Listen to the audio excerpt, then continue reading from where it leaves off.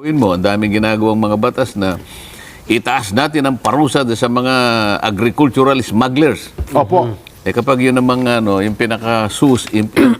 pinaka-ugat ng problema, hindi naman natin inaayos, lalo dadami ang mga smugglers. Puro tapal-tapal lang ang mga ginagawa nating mga solusyon. Pero kapag hindi mo tiningnan mabuti kung saan ang pinanggagalingan ng ugat ng mga yan, patapal-tapal ka lang, pa-band-aid ka, baka ang inaabot ng solusyon mo, ganyan lang. Ito nga mga kababayan, bago natin ituloy ang video na ito, kung bago ka lang sa aking YouTube channel baka pwede makahingi ng like at subscribe at click mo na rin ang notification bell para updated ka sa aking nilalabas na bagong video. Salamat po.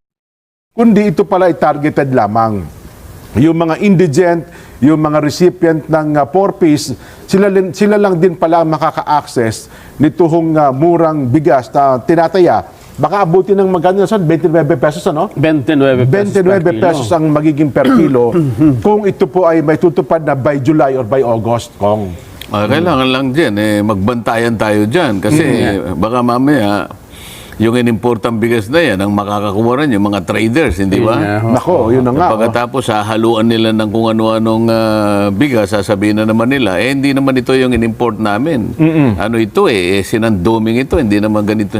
Nako, Pagkatapos, ibebenta na naman nila doon sa halagang gusto nila. Yung commercial price imbes na mga makinabang,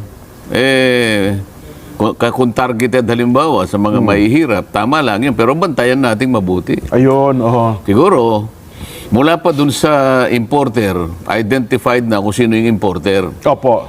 Pagkatapos kung sino yung magdidispense ng bigas na yan. Opo. Kung targeted, alam na nila kung kaninong lugar ilalagay yan.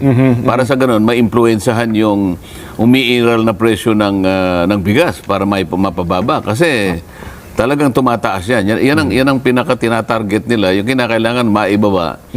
Yung presyo ng bigas na ngayon ay umaabot na ng 60 pesos. Tako. Ang outlet ata ng Kadiwa, Nelson, ang may karapatang magbenta nito kung yung mga Kadiwa outlet lamang. Kaya nga, kailangan babantayan. Kung Kadiwa lang, ilan ba naman ang Kadiwa outlet? Kayang-kaya ba? Baka mamaya, sinasabi natin, sige, ang dapat na magbenta lang, Kadiwa outlets. Opo. Ilan ba yung Kadiwa outlets? Nasaan ba silang lahat? Oho. Sa bawat targeted bang lugar, meron. Opo. Kasi kung halimbawa wala naman yung mga yon, imbes na nakakatulong tayo, lalong bibigat ang problema natin. Pero di ba kung ang talagang layunin nung pagtatatag ng rice tarification law, ang makukolekta niyan na mga taripa, di ba dapat napakikinabangan po ng mga magsasaka natin sa pamamagitan ng rice tarification law, yung RCEP, di ba? Yung RCEP nga, yan ay kukunin doon sa taripa. Yes po. Ngayon, kung ibababa mo yung taripa, halimbawa sa bigas, siyempre mababawasan yung RCEP. Opo. Na kung saan ay pinantutulong sa mga magsasaka naman yon. Kaya lang, sa kabilang dako, gusto rin namang ibaba yung presyo ng bigas. Okay. Sa pangkalahatang mamamayan, lalo na po yung nasa kahirapan. Kailangan talagang maabot nila yung presyo. Kasi kung sakali, papataas ng papataas yan, sila yung palaging nahihirapan dito. So yung balancing act na naman, alam mo, sa lahat ng gagawin natin, yung pagbabalanse ang talagang pinakamahirap Sana naman ay nabalanse nila na yung mawawala sa RCEP na pantulong sa magsasaka, kahit papano naman sana ay naisalin naman natin na pantulong sa sektor na kinakailangan silang maka-access ng murang bigas. Yun lang naman ang punto dyan. Well, dun sa, ayaw ko lang, iniisip ko mabuti kasi sa paliwanag po ni Secretary Balisacan Kong, kapag kabababa daw po ang presyo ng bigas para sa mga mahirap, ito daw po yung magpapabagal ng inflation, Kong. Paano paliwanag kaya ibig sabihin? Paano magpapabagal ng inflation yun? Kasi elevated ang inflation ngayon Opo. Nanggagaling kasi yung banner inflation sa dalawang bagay. Ito yung commodities at saka itong presyo ng langis. Okay, opo. Kaya ito yung mahirap bakahin Ito yung mahirap labanan. Kung halimbawa yung isang inflation, yung pinag-uusapan natin, nandun lahat naman yung lahat ng mga produkto. Opo. Hindi yun ang mahirap. Ang mahirap itong banner. Ito kasi nga ang pinagmumulan, presyo ng pagkain tsaka yung presyo ng langis. Ayun pala yung So banner pagka bumaba yung presyo ng bigas, Opo. nasa panig ng banner yan eh. O ibabagal siya talaga, bababa siya ng konti. Kasi ngayon elevated na elevated. Ayun, kaya pala sabi ni Ginoong Mapa ng PSA, parang mga 2.3 ang magiging inflation natin by May 2023.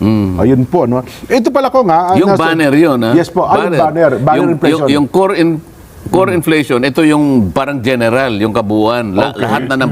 Lahat na ng mga produkto nandun na. Okay, opo. Pero yung banner, i-isolate mo yun kasi yan ang talagang tinitingnan mabuti. Kasi yun pinaka-volatile eh. Opo. Kasi presyo ng pagkain yan eh. Okay. Yung presyo pa naman ng pagkain, na-influensya pa nung presyo ng crudo. Opo. Di ba? Kapag sumaltik yung presyo ng crudo, iba yung iba yung epekto nito. Lahat tinatamaan eh. Kaya pala ang sabi niya, kung bababa ang presyo ng bigas, sapagkat yan ang staple food, posible talaga, yun palang explanation doon, posible talaga palang babagal ang inflation, Kong. Oo. Ayun. Lalong-lalo na Yun doon sa pala. banner. Ito kasi yung pinakamahirap. Pagkain, opo. Yung isa kasi, yung core inflation, madali yung nila yun eh. Opo. Madali nilang ipihit yun. Pero itong banner, ito talaga yung problema. So, petrolyo po yun sa pagkain. Yung banner. Oo. Ito pala ko nga, doon sa part po nung binabanggit natin na sa report po ng House Committee on Agriculture na ang sinasabi, hindi naman doon po maapektuhan ng mas mababang taripa sa imported na bigas, susuportang ibinibigay ng gobyerno sa mga magsasaka ng bigas. Kahit daw po itaas mo ng 15 billion, ang kasalukuyan pong 10 billion na halaga ng tulong na binibigay po sa magsasaka gaya po ng nais ng panukalang pagbabago ng rice tarification law ay sasapat pa rin daw po ang buwis na nakukolekta. Yun ho pala ang paliwanag ni Congressman Mark Enverga, na chairman po ng komite. Kada taon daw po, mga kababayan, ay nagtatabi tayo ng 10 bilyong piso mula po sa nakokolektang taripa mula po sa imported na bigas para po sa rice fund. Ginagamit daw po ito sa mechanization, mas magandang kalidad ng binhi at pagkasanay daw po ng makabagong farming technologies at magtatapos na ngayong taon ang implementasyon daw po. Ngunit, 6 na taon lang kasi yan, Jen. 6 years lang ho pala. Pero ang plano daw po nila, Kong, palawigin daw po ito hanggang 2030. Ayun, at batay daw po sa datos ng Bureau of Customs, maabot na raw po sa 21 billion pesos ang nakukolektang taripa sa unang 5 buwan ng 2024. Aba, ngayon pa lamang pala po, Kong, mga kababayan, first 5 months ng 2024, nakaka 21 billion na tayo. Higit na raw po ito sa ipinapanukalang halaga para daw po sa rice fund.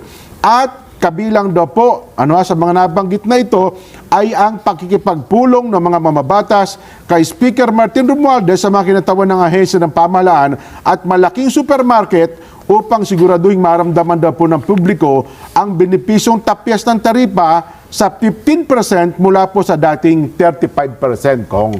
Yun pala. Harinawa, Jen, di ba? Well, ang sabi nyo nga, bantayan natin, Kong. Bantayan talaga yan.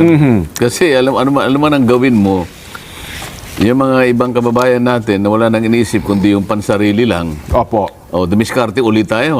Puro diskarte yan eh. Oo nga naman. Ganitong gawin natin para sa ganun, tayo na yung mag-market nun. Oho. So, ang tawag dyan, ipoprostrate nila yung yung halimbawa, kakausapin nila yung para wag nang mapunta sa kadiwa, unahan na natin. Opo. Mga ganyan. Artificial kung ginagawa nila, no? Artificial shortage ang nangyayari. At ito naman ko, hindi natin mapapasubalian sapagkat talaga namang nangyari kahit ng mga nakalipas na panahon, Kong. Di ba nangyari talaga ito?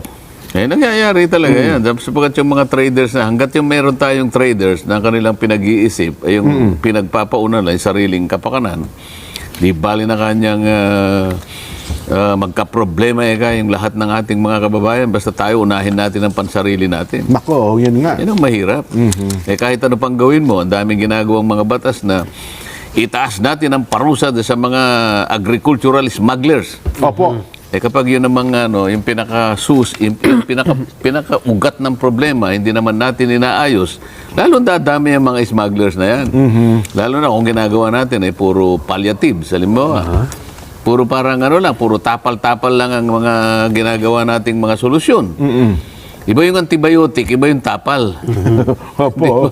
Kailangan natin talaga operasyon kong. No? Di ba? Umisa surgery nga eh. Dapat Opo. surgical lang ano eh. Pero kapag hindi mo tiningnan mabuti kung saan ang pinanggagalingan ng ugat ng mga yan, patapal-tapal ka lang, pa-band-aid ka, baka ang inaabot ng solusyon mo, ganyan lang. Oho.